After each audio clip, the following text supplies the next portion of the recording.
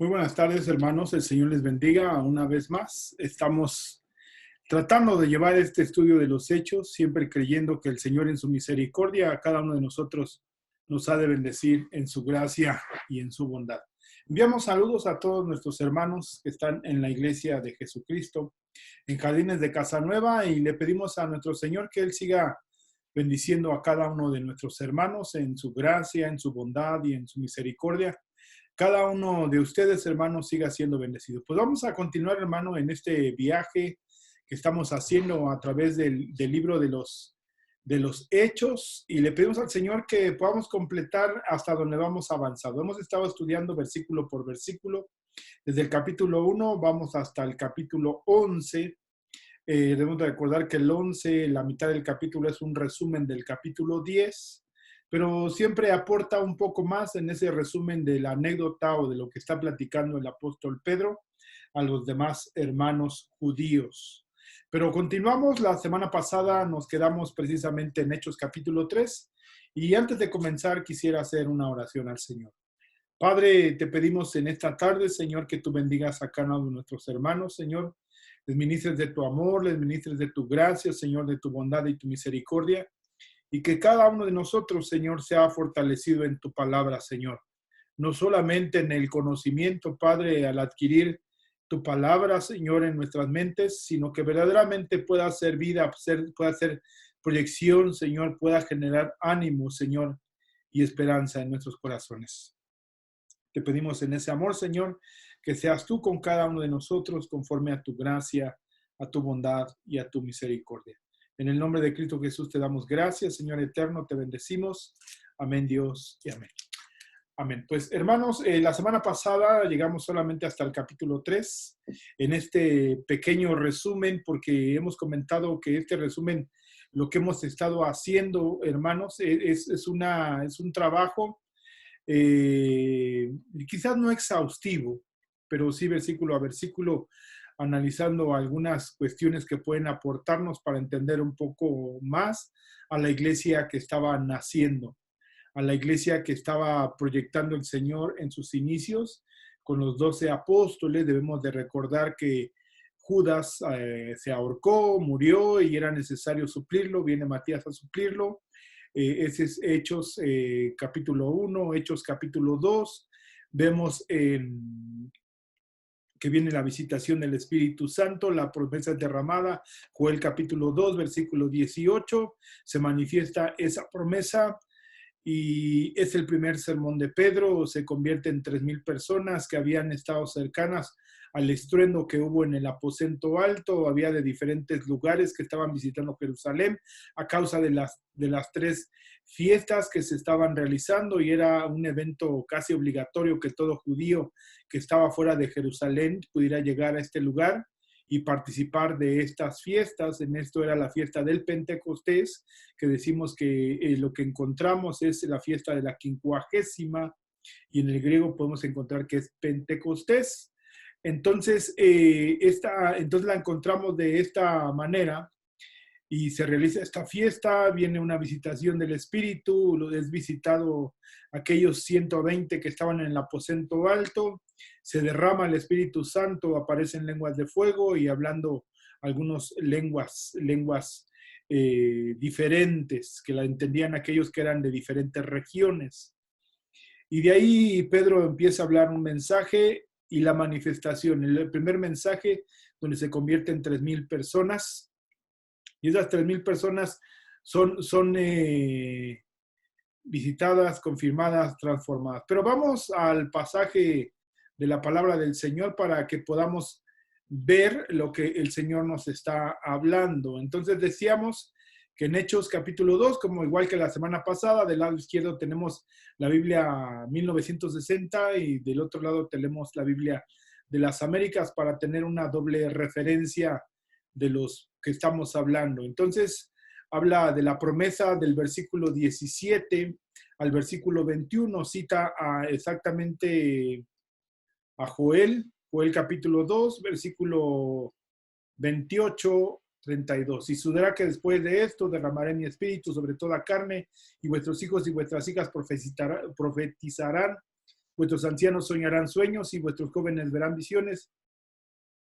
Y aún sobre los siervos y las siervas derramaré mi espíritu. En esos días llevaré prodigios en el cielo y en la tierra, sangre y fuego y columnas de humo.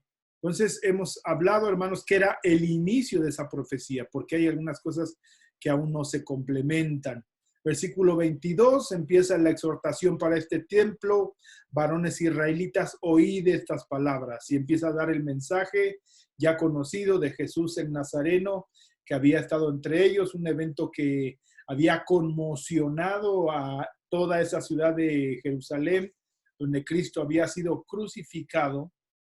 Y de alguna manera fue un evento que conmocionó el medio ambiente, la tierra se oscureció.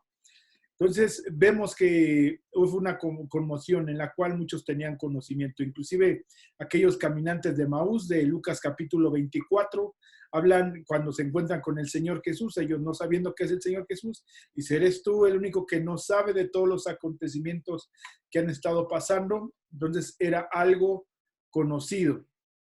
Entonces empieza a hablarles esto y luego menciona a David. David empieza a ser mencionado aquí. Vemos entonces David, porque dice David de él, dice David de él, veía al Señor siempre delante de mí. Sí, aquí está. Me hiciste conocer los caminos de la vida, me llenas gozo con tu presencia. Y empieza a dar este mensaje. ¿Sí? Varones hermanos, dice, se os puede decir libremente del patriarca David que murió y fue sepultado y su sepulcro está con nosotros hasta el día de hoy. Entonces, vemos que de alguna manera está hablando, vamos a borrar estas líneas. Sí.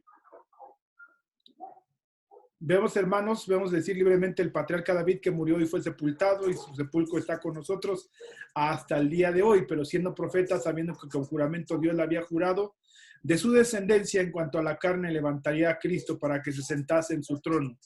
Viéndolo antes, habló de la resurrección de Cristo, que su alma no fue dejada en el Hades ni su carne vio corrupción. Está hablando de Cristo Jesús en una profecía dada en el Antiguo Testamento. En el Salmo, aquí aparece el Salmo 16, versículo 18 al 11, esta es la profecía dada por David en los Salmos. Al Señor he puesto continuamente delante de mí, porque está a mi diestra, permaneceré firme. Por tanto, mi corazón se alegrará, mi alma se regocija, también mi carne morará segura, pues tú no abandonarás mi alma en el Seol, ni permitirás a tu santo ver corrupción. Y es algo que posteriormente aclara el apóstol Pedro.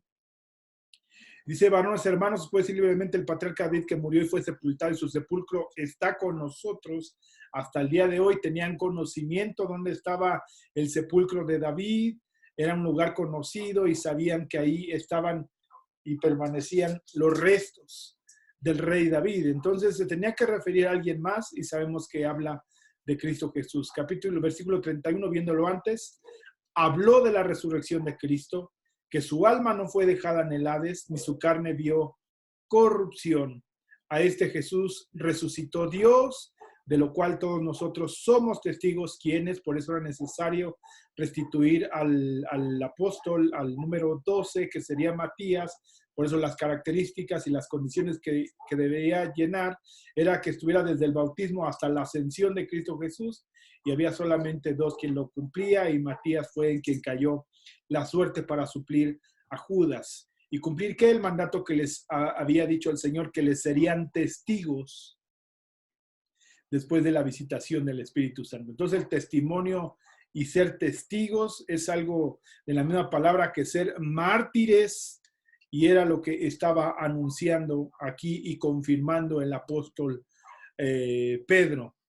Dice, así que exaltado por la diestra de Dios y habiendo recibido al Padre la promesa del Espíritu Santo, ha derramado que esto que vosotros veis y oís, porque David no subió a los cielos, pero él mismo dice, Dijo el Señor a mi Señor, siéntate a mi diestra. ¿Quién está sentado a la diestra del Padre? Cristo Jesús. Nuevamente aquí se cita un salmo. Hasta que te ponga tus enemigos por estrado de tus pies. Salmo 110, versículo 1. Dice el Señor a mi Señor, siéntate a mi diestra hasta que ponga tus enemigos por estrado de tus pies. Sepa pues ciertísimamente toda la casa de Israel que este Jesús a quien vosotros crucificasteis, Dios la ha hecho. Esta es la palabra importante, Señor y Cristo. Señor, porque solamente Jehová es el único Señor, y Cristo, porque es el ungido, al que se esperaba, al que se anhelaba, el Mesías que estaba esperando el pueblo de Israel. Por eso estos judíos reaccionan ante estas dos palabras, Señor y Cristo, juntamente con todo el mensaje que les está dando el apóstol Pedro, y responden. Responde su espíritu, responde su alma, responden ante este llamado de Pedro. Al oír esto, se compungieron de corazón y dijeron a Pedro y a los apóstoles, varones hermanos, ¿qué haremos? Pedro les dijo, arrepentíos y bautícese cada uno de vosotros en el nombre de Jesucristo para perdón de pecados. Aquí es algo que no es contradictorio. Mucha gente lo ha tomado como un evento contradictorio. Es decir, ¿cómo que para perdón de pecados? Pues no, el que perdona los pecados es Cristo Jesús, y algunos han tomado como el decir, bueno, el bautismo es la salvación. No, la salvación es a través de Cristo Jesús, como lo dice en Romanos capítulo 3 y 4. El único medio de llegar al Padre es a través de Cristo Jesús.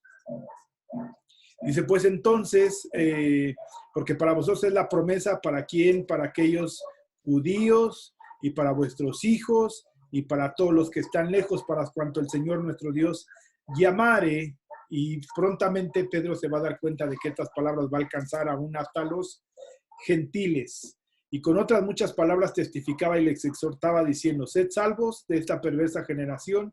Así que los que recibieron su palabra fueron bautizados.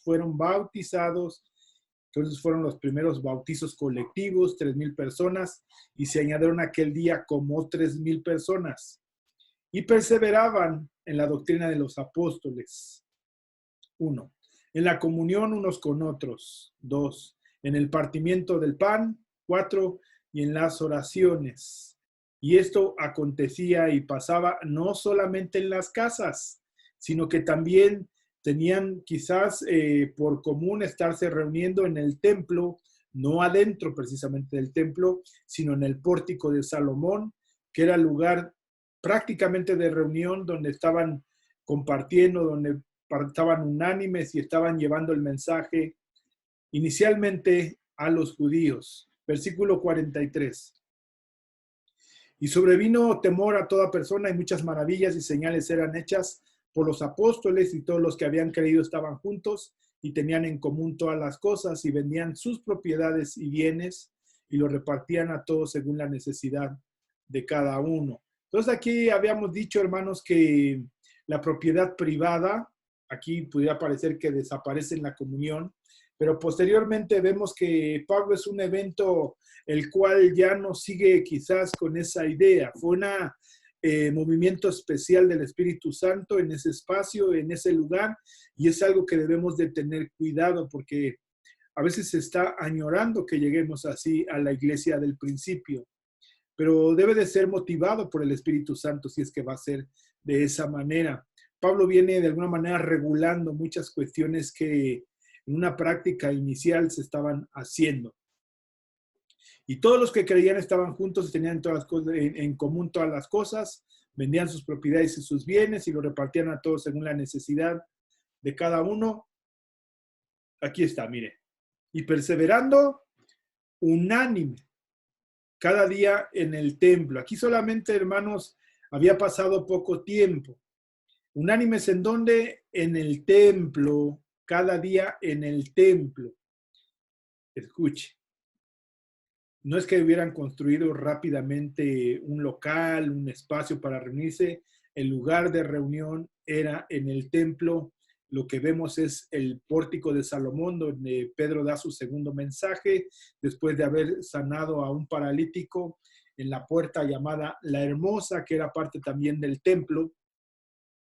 Y partiendo el pan, aquí sí es muy interesante, en las casas, comían juntos con alegría y sencillez de corazón, alabando a Dios y teniendo el favor con todo el pueblo, y el Señor añadía cada día a la iglesia. Aquí es diferencia entre iglesia y lo que es templo físico. Esta es la congregación que de alguna manera nos habla y nos manifiesta que era la, con, la congregación, ¿sí? O eclesia. Los que habían de ser salvos se iban uniendo a la iglesia. Entonces, dos lugares, un lugar físico y un lugar espiritual. El lugar físico era en donde se reunían en el templo y en las casas, y el lugar espiritual era el cuerpo de Cristo, que es la iglesia de Jesucristo, como lo dice en Efesios capítulo 4. Capítulo 3, que es donde nos quedamos, y ahí nos detuvimos un poco. Dice, Pedro y Juan subían juntos, ¿a dónde? Al templo, como lo hacían aquí, dice, todos los días, a la hora novena, a la hora de la oración, y ahí se encontraron con un hombre cojo de nacimiento que ponía cada día la puerta del templo. Voy leyendo muy rápido, hermanos, porque esto ya lo estudiamos, simplemente estamos recapitulando. Sí, de Pedro y Juan, quien subían juntos en el templo a la hora novena de la oración, y era traído un hombre cojo de nacimiento a quien ponían cada día a la puerta del templo, que se llamaba La Hermosa, para que pidiese limosna de los que entraban en el templo. Cuando vio a Pedro y a Juan que iban a entrar en el templo, le rogaban que le diesen limosnas. Pedro, con Juan fijando en él los ojos, le dijo, míranos. Entonces él estuvo atento, esperando recibir de ellos algo, mas Pedro dijo, no tengo plata ni oro, pero lo que tengo te doy, en el nombre de Jesucristo de Nazaret, levántate y anda. Tomándole por la mano derecha, le levantó, y al momento se le afirmaron los pies y tobillos, y saltando se puso en pie y anduvo y entró con ellos en el templo, dando y saltando y alabando a Dios. Aquí dice en la Américas, versión Américas, y de un salto, dice ahí de un salto o saltando, que este es literalmente saltando, se puso en pie y andaba y entró en el templo con ellos caminando, saltando y alabando a Dios. Y le reconocían que era el que se sentaba a pedir limosna a la puerta del templo La Hermosa, y se llenaron de asombro y espanto por lo que había sucedido. ¿Se llenaron de qué? De asombro. Y luego, espanto. ¿Por qué? Por lo que había sucedido. ¿Por qué? Porque vieron a un cojo que continuamente se sentaba a pedir limosna a la puerta del templo, y eso les inquietó mucho. Y teniendo asido a Pedro y a Juan, el cojo que había sido sanado, todo el pueblo atónito concurrió a ellos. Otra vez, aquí es lo que reiterábamos, en el pórtico llamado, o que se llamaba, de Salomón. ¿Dónde estaba esto? En el templo de Herodes. Viendo esto, Pedro respondió al pueblo, varones israelitas, ¿por qué os maravilláis de esto? ¿De qué? De la sanidad del cojo. ¿O por qué ponéis los ojos en nosotros? ¿En quién? En Pedro y en Juan. Es muy interesante. Como si por nuestro poder, o sea, que no fue por ellos, o piedad, o nuestra piedad, hubiésemos hecho andar a este cojo. O sea, que ni el cojo ni nosotros somos los importantes, sino quién es importante.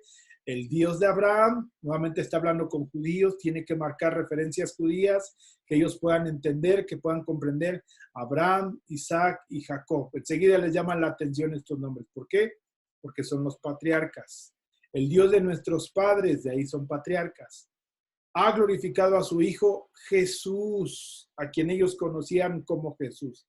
Empieza hablándoles diciendo que es Jesús, a quien vosotros entregasteis y negasteis delante de Pilato, actividad humana, cuando éste había resuelto ponerle en libertad, a quien soltaron a Barrabás y pusieron a su lugar a Jesús.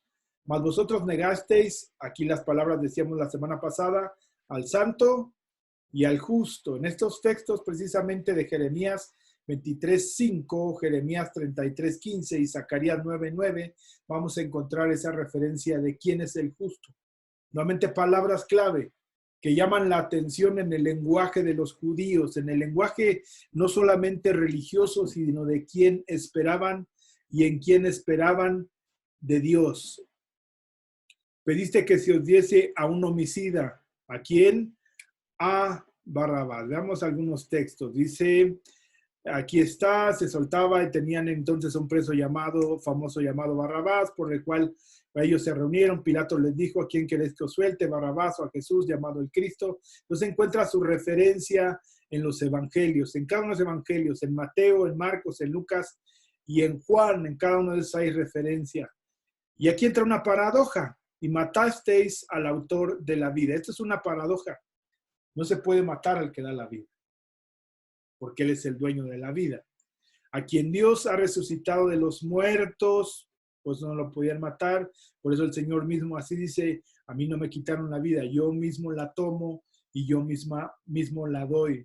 De lo cual nosotros somos, nuevamente la palabra, testigos, en cumplimiento de Hechos capítulo 1, versículo 8. Si me seréis testigos en Jerusalén, en Judea, en Samaria y hasta lo último de la tierra.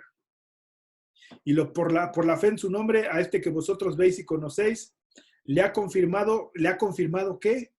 Su nombre. Esto es muy interesante.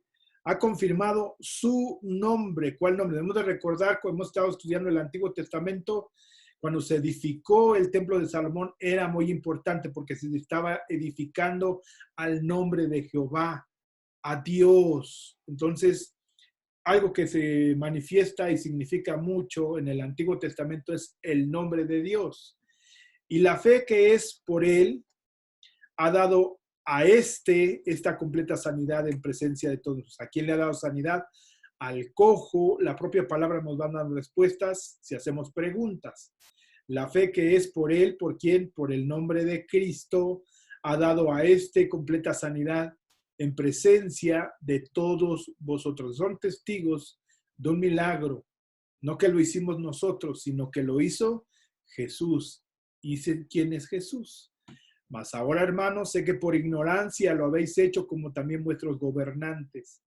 Pero Dios ha cumplido así lo que había antes anunciado por boca de todos sus profetas, que su Cristo había de padecer. Y ahí hay muchos textos, hermanos, que nos hablan lo que se anunció de antemano, ¿sí? Que era necesario, que debía padecer el Señor. ¿Sí? Dice, entonces, para que sean borrados nuestros pecados, para que venga la presencia del Señor en tiempos de refrigerio. Y Él envíe a Jesucristo, aquí ya cambian, si ya no es Jesús, ya es Jesucristo.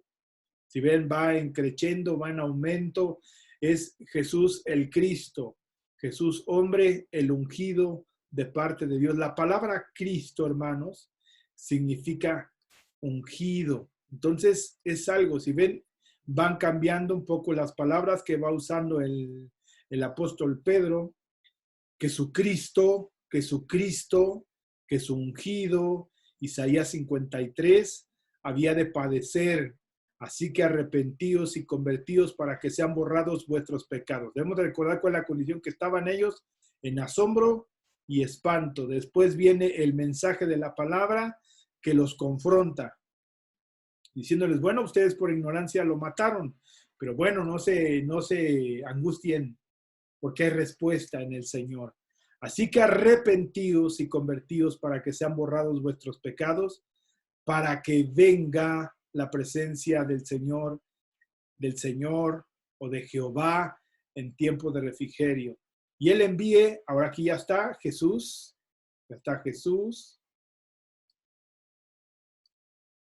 el Cristo, y aquí ya lo juntamos como Jesucristo.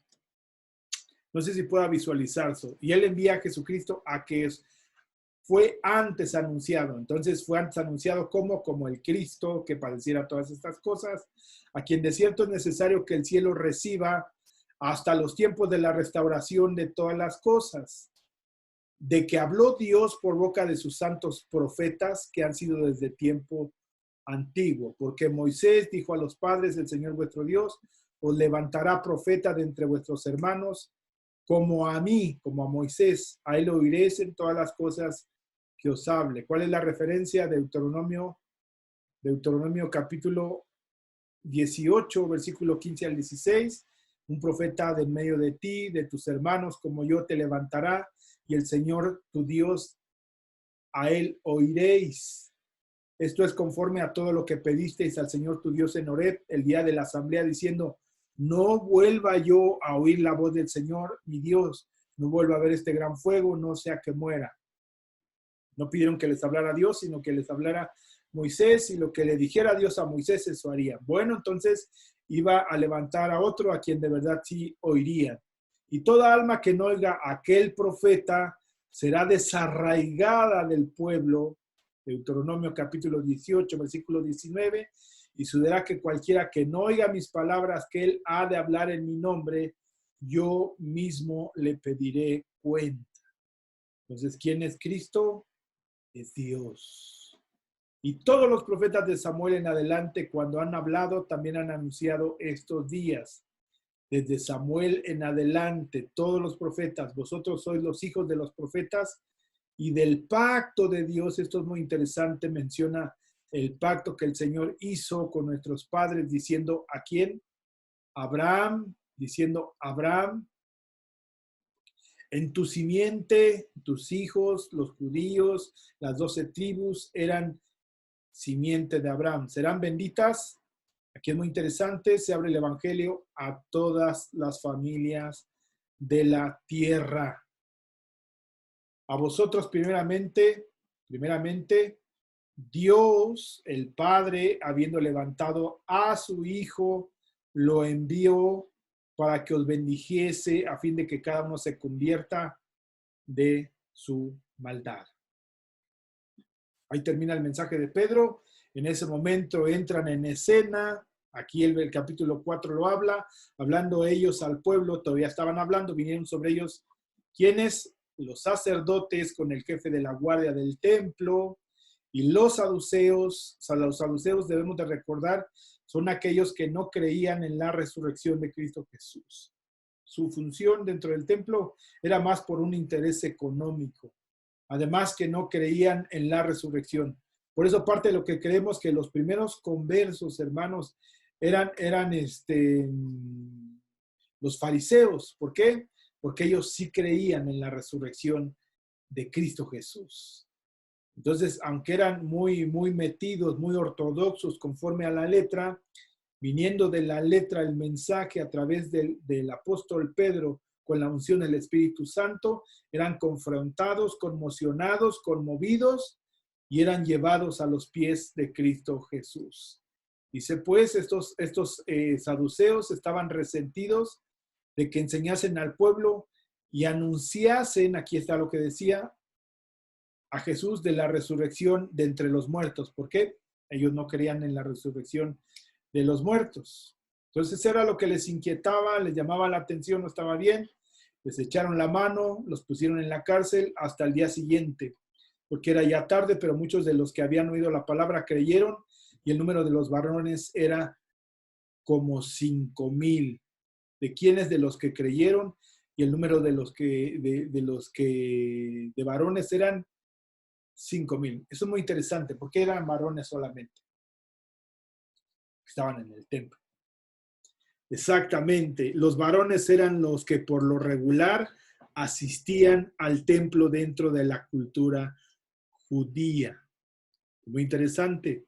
Entonces, el templo era el templo de Herodes, el cual era un lugar donde se les facilitaba a los judíos para que siguieran rindiendo culto a su Dios, y era ahí donde se reunían los apóstoles a dar testimonio de lo que había hecho Cristo Jesús. Aconteció al día siguiente que se reunieron en Jerusalén los gobernantes, los ancianos y los escribas al día siguiente, pero en ese día, mientras eran prendidos, tomados, se quedaron igual que en el capítulo 2, compungidos de corazón, atentos, alertas a lo que les estaba hablando, y con ese mensaje creyeron, y los varones eran como 5,000. Aconteció al día siguiente que se reunieron en Jerusalén los gobernantes, los ancianos y los escribas y el sumo sacerdote Anás y Caifás, Juan y Alejandro y todos los que eran de la familia de los sumos sacerdotes, y poniéndolos en medio les preguntaron con qué potestad, con qué poder, con qué autoridad o en qué nombre, otra vez, en qué nombre. Sabemos que van en el nombre de quién, en el nombre de Cristo Jesús, y es lo que tratan de dejar claro, quién era Jesús, quién era el Cristo y quién era Jesucristo.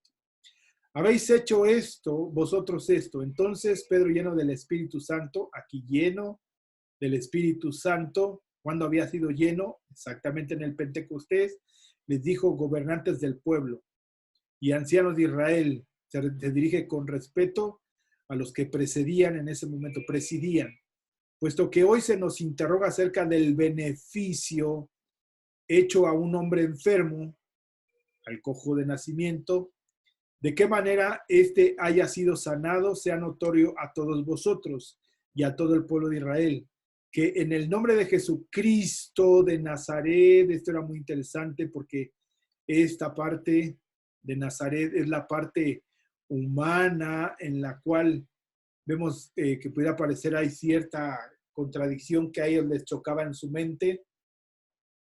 A quien vosotros crucificasteis y a quien Dios resucitó de entre los muertos, por él este hombre está a vuestra presencia sano. ¿Por medio de quién? Por medio de Jesucristo. Este Jesús es piedra reprobada por vosotros los edificadores, la cual ha venido a ser cabeza del ángulo. ¿Dónde está citado en esto? En Hechos, el Salmo 118, versículo 22. La piedra que desecharon los edificadores ha venido a ser la piedra principal del ángulo. Lo mismo que menciona en Primera de Timoteo, capítulo 2. Sin ningún otro hay salvación en ningún otro. Esto es muy interesante, porque empieza a manifestar que el único medio de salvación es a través de Cristo Jesús. Esto chocaba con la ideología judía en que la salvación era por obras, por la promesa que se le había dado a Abraham, pero aquí dice que la salvación y el único medio es Cristo Jesús, porque no hay otro nombre, nuevamente encontramos nombre bajo el cielo dado a los hombres en que podamos ser salvos. ¿Y ese nombre cuál es? En el nombre de Jesucristo. Aquí debemos de recordar que está hablando con hombres duros, hombres que les va a costar trabajo creer, que lo van a rechazar, pero hace su defensa. Estos viendo el denuedo de Pedro y de Juan y sabiendo que eran hombres sin letras y del vulgo, no ilustrados, no eran conocedores de la palabra, pasaban dos cosas. Se maravillaban y reconocían que habían estado con Jesús. Y viendo al hombre que había sido sanado, tres cosas, ¿no? Que eran hombres iletrados, del vulgo, esa es una. Dos, reconocían que habían estado con Jesús, tenían algo de él. Y viendo al hombre la maravilla y la manifestación del milagro de Dios y la providencia del Señor, se había sanado, que estaba en pie con ellos, no podían decir nada en contra. No había argumentos para retenerlos, no había argumentos para condenarlos. Entonces les ordenaron que saliesen del concilio y conferenciaban entre sí. Los sacaron de donde estaban reunidos y dijeron: ¿qué haremos con estos hombres? Porque de cierto señal se manifiesta, por cierto señal manifiesta ha sido hecha por ellos. Pedro lo dijo: no fue por nosotros, fue en el nombre del Señor Jesucristo. Notoria a todos los que moran en Jerusalén. Jerusalén era un lugar, el templo era un lugar público donde asistían muchos y donde muchas de las cosas que acontecían eran conocidas por muchos. Y no lo podemos negar. Sin embargo, para que no se divulgue más entre el pueblo, amenacémosles para que no hablen de aquí en adelante a hombre alguno en este nombre. Otra vez, ¿qué están tratando de posicionar Pedro? El nombre que les había sido dado, que era el nombre que es sobre todo nombre, el nombre del Señor Jesucristo. Y llamándolos, les intimaron a que en ninguna manera hablasen y enseñasen en el nombre de Jesús. Mas Pedro y Juan respondieron diciéndoles: juzgad y si es justo delante de Dios, obedecer a vosotros antes que a Dios. Eso es lo que responden Pedro y Juan. Respondieron, digamos, ¿a quién le vamos a hacer caso? Juzgad si es justo delante de Dios obedecer a vosotros que a Dios. Y aquí empiezan a dar y con claridad cuál era su visión, cuál era el propósito que Dios les había dado, cuál era el nombre en el cual iban y qué es lo que iban a seguir haciendo. Porque no podemos dejar de decir lo que hemos visto y oído. Eso muchos lo tienen por argumento, pero a veces nos callamos muchas cosas, hermano, que nos podrían confrontar de la manera en que estamos viviendo, la manera en que estamos caminando, y hay cosas que pudieran ser no de nuestra conveniencia. Hay lugares que hasta es su emblema, es su logo, es parte de su proclamación. No podemos dejar de decir lo que hemos visto y oído. Pero a veces hay cosas que muchas veces, a veces la palabra pudiera parecer un buffet porque solamente se toma lo que les gusta o lo que los conviene, y aquello que los confronta no lo aceptan. No hay una humildad para aceptar lo que Dios habla, lo que Dios dice, lo que Dios ministra. Aunque es un buen eslogan, es la palabra del Señor, ¿verdad? Pues yo creo que podemos dar testimonio con nuestra propia vida. Ellos entonces les amenazaron y les soltaron, no hallando ningún modo de castigarles por causa del pueblo, porque todos glorificaban a Dios por lo que se había hecho. No estamos diciendo que todos en Jerusalén, pero sí muchos de los que fueron presenciales testigos, aproximadamente 5,000 personas de lo que había acontecido. Ya que el hombre en quien se había hecho este milagro de sanidad, aquí dice la referencia, tenía más de 40 años. Debemos de recordar que era de nacimiento, cojo, y su condición durante 40 años había sido la misma. Pasamos al versículo 23. Y puestos en libertad vinieron a los suyos y contaron todo lo que los principales sacerdotes y los ancianos les habían dicho. Y ellos, habiéndolo oído, alzaron unánime la voz y dijeron: Soberano Señor, tú eres el Dios que hiciste el cielo y la tierra, el mar y todo lo que en ellos hay.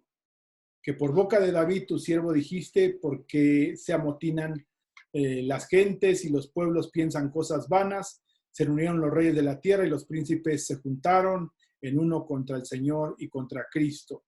Esta es parte de una doxología, que es una alabanza, un reconocimiento de quién es Dios, y que empiezan a hacer los apóstoles, en este caso Pedro y Juan, de cómo se manifiesta la soberanía del Señor. Salmo capítulo 2, versículo 1-2 es el versículo que están citando.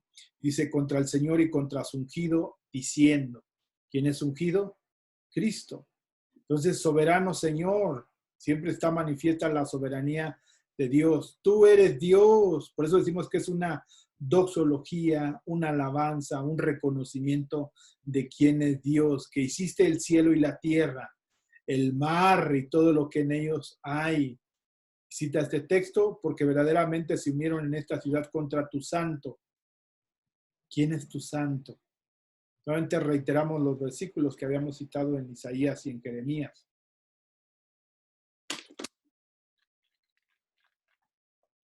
A quien ungiste, hablando de Jesucristo, entonces era Jesús el Cristo. Dice: Herodes y Poncio Pilato con los gentiles y el pueblo de Israel, para hacer cuanto tu mano y tu consejo había antes determinado que sucediera. O sea, era dentro del propósito, dentro del pronóstico que Dios tenía.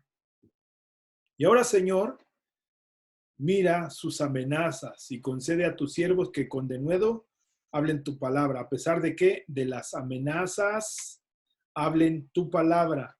Y mientras extiendes tu mano para que se hagan sanidades y señales y prodigios mediante el nombre de tu santo Hijo Jesús. Cuando hubieron orado, miren, aquí puede aparecer como otro pequeño Pentecostés, ¿verdad? Nada más que aquí escuche.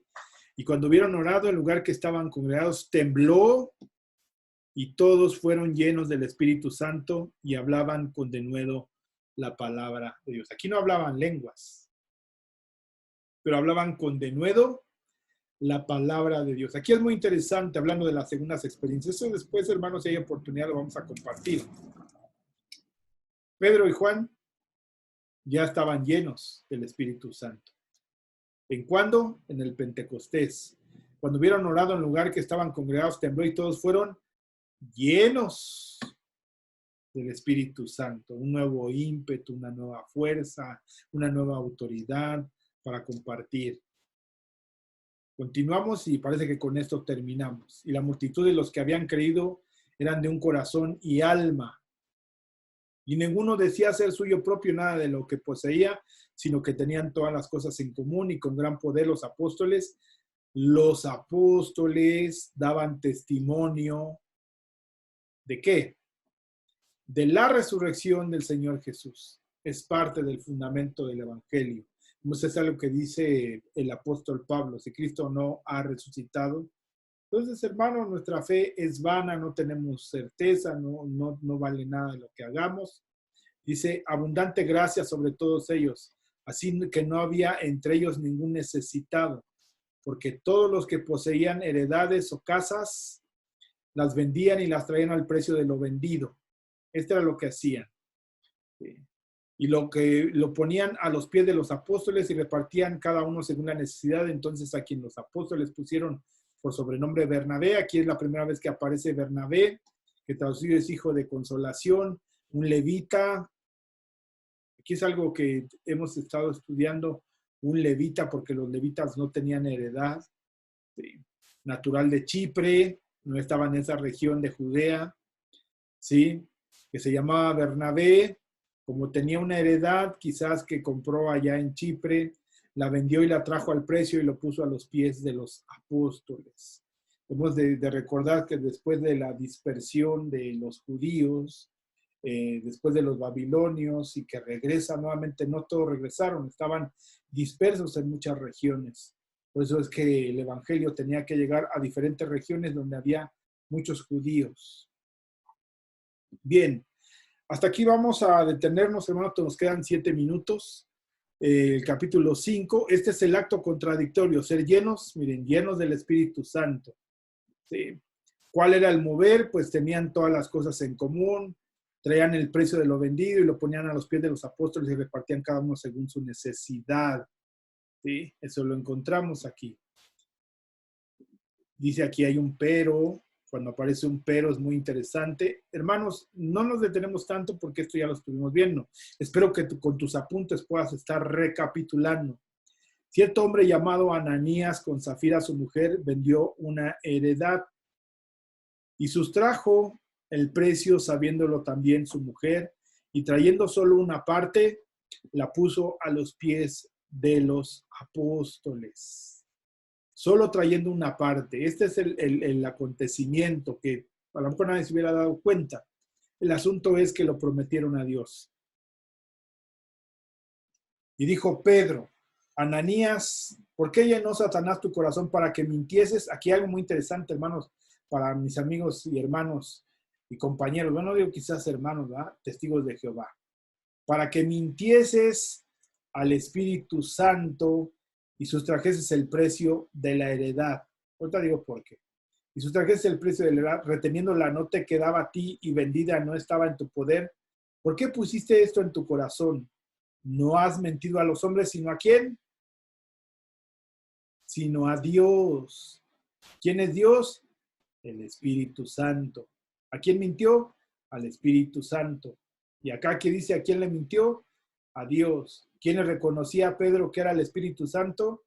El Espíritu Santo era Dios. Pues para que si algún hermano, amigo de esos que llegan a tocar tu puerta, testigos de Jehová, enséñale este texto, que no está cambiado en su versión que ellos tienen. Dice muy claro, el Espíritu Santo, Pedro reconocía que era Dios. Al oír a Ananías estas palabras, cayó y expiró y vino un gran temor sobre todos los que lo oyeron. Y levantándose los jóvenes, lo envolvieron y sacándolo lo sepultaron. Un acto contradictorio después de esta doxología, una nueva visitación en la llenura del Espíritu Santo, la manifestación de esa obra en Bernabé, trayendo el costo, Este es importante porque quizás Ananías y Zafira, emocionados por el movimiento, porque es lo que le dijo Pedro.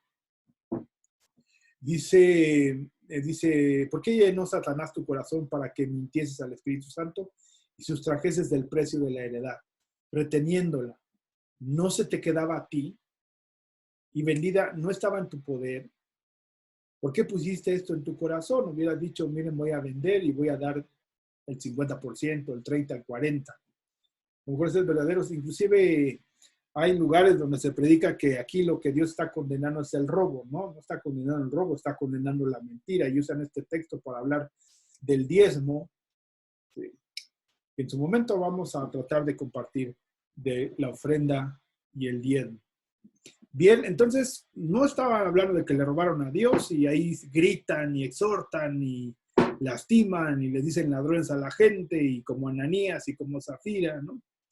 Pues lo que habían hecho era mentirles a Dios, mentirle a Dios, mentirle al Espíritu Santo y de alguna manera, hermanos, no estaban coincidiendo con todo el mover y la llenura del Señor. A veces la gente se mueve por emocionalismo, muchas veces motivados por quién, por el predicador. Eso es lo que debemos de tener cuidado, no entrar en emociones, sino ser claros, concisos en lo que hemos comprendido en el Señor. Al oír a Ananías estas palabras, cayó, expiró y vino un gran temor sobre todos los que lo oyeron, y levantándose los jóvenes, como vieron y sacándolo, sepultaron. Aquí hay una oportunidad para su esposa.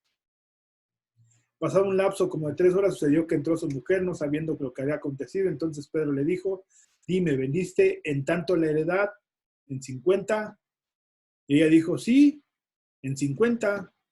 Y Pedro le dijo, ¿por qué conveniste en tentar al Espíritu del Señor? He aquí a la puerta a los pies los que han sepultado a tu marido y te sacarán a ti. Al instante cayó a los pies de él y expiró. Y cuando entraron los jóvenes, la hallaron muerta y la sacaron y la sepultaron junto a su marido.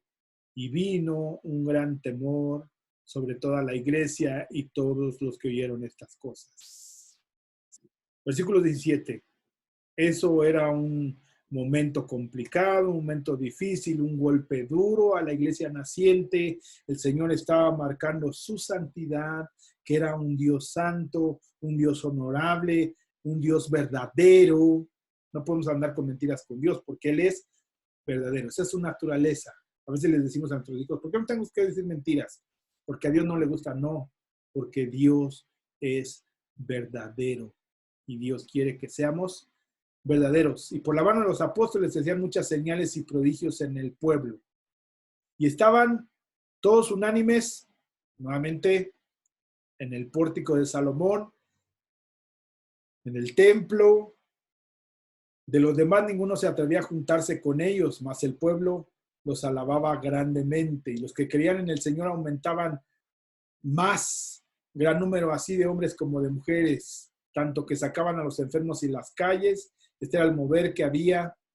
Es que ahí mucha gente dice es el mover apostólico, pero no, era el mover que había. ¿Y por qué lo vamos a decir? Porque después entran en escena, entran Esteban, entra Felipe, que también hacían maravillas y también hacían milagros, que estaban bajo la tutela, sí, amén, de los apóstoles, pero también hacían milagros y sanidades. Y los ponían en camas y lechos para que al pasar Pedro al menos su sombra cayese sobre alguno de ellos. Y aún las ciudades vecinas, muchos venían de Jerusalén trayendo enfermos y atormentados de espíritus inmundos, y todos eran sanados. Aunque aquí no aclara si era por la sombra de Pedro o porque oraban por los enfermos, ¿verdad? Aquí deja, vamos a ver aquí en la versión Américas, y tal punto que aún sacaban a los enfermos en las calles y los tenían en lechos y camillas para que al pasar Pedro, siquiera su sombra cayera sobre algunos de ellos. Dice, este es algo que de la misma manera el apóstol Pablo, de tal manera que incluso llevaban pañuelos o delantales de su cuerpo a los enfermos y las enfermedades los dejaban y los malos espíritus se iban de ellos. He escuchado gente que a veces dice, es que dejé un pañuelo ahí con el que me limpié la boca, me limpié el sudor y una mujer vino y lo tomó y lo llevó un enfermo que estaba en el hospital y ese enfermo se sanó. Pues hermano, debería de leer el principio que está aquí. Todo es para la gloria de Dios y no por su saliva, ni por su sudor, ni porque sea el santo, porque nuestras obras son como trapos de inmundicia delante de Dios. Bien, vamos a dejarlo aquí, hermanos. Entonces, en ese resumen, vamos a entender el resumen que estamos teniendo.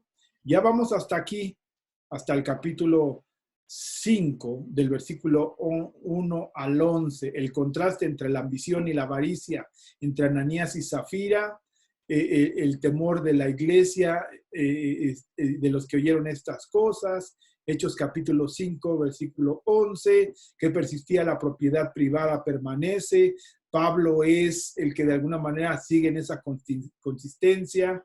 En el capítulo 4, versículo 23 al 31, una visitación del Espíritu Santo. Hechos 4, 31, discurso de Pedro en el pórtico de Salomón. ¿A quién? A los judíos, pueblo reunido en el pórtico. Se convierten en 5,000, ahí lo declara muy oportunamente, hombres. ¿Por qué no se contaban mujeres? Porque por lo regular al templo asistían solamente hombres.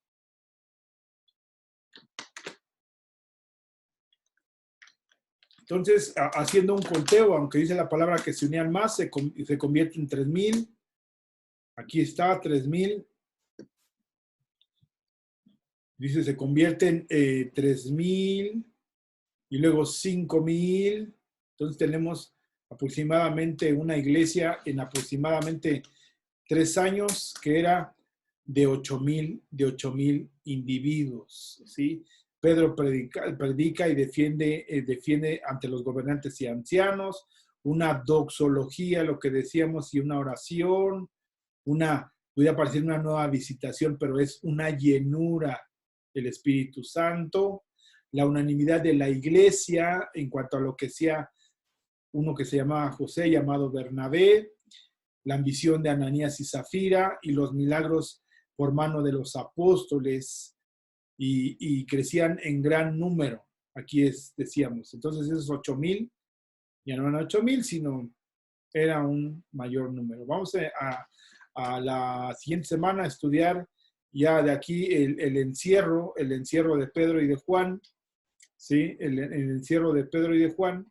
Vamos a borrar esto que está aquí, ¿sí? Para que nos deje ver bien el escrito, ¿sí? Entonces, estamos aquí, dice el encierro de Pedro y de Juan, dice cómo viene una intervención de un ángel, que ahí vamos a aclarar algunas otras cosas. Dice, sorprendido nuevamente, su defensa ante el concilio, Gamaliel y la lucha contra Dios, el sufrimiento por el evangelio. Aquí, hermanos, son del año 30 al año 33 después de Cristo, 3 años aproximadamente en cuanto acontecen todos estos eventos hasta el capítulo 7, cuando es la dispersión. Entonces, la siguiente semana vamos a hablar de Hechos, capítulo 5, versículo del 17 en adelante. ¿Sí? Hechos capítulo 6, los 7 diáconos, el discurso, Esteban acusado, el discurso y su defensa, y la lapidación y muerte, y de ahí son dispersa la iglesia hacia Judea, a Samaria, y hasta lo último de la tierra. Aquí por primera vez aparece Saulo de Tarso. Bien, hermanos, pues Dios les bendiga, el Señor sea con ustedes, seguimos orando y confiando en nuestro Señor, que Él conforme a su gracia y su misericordia nos ha de bendecir a cada uno de nosotros.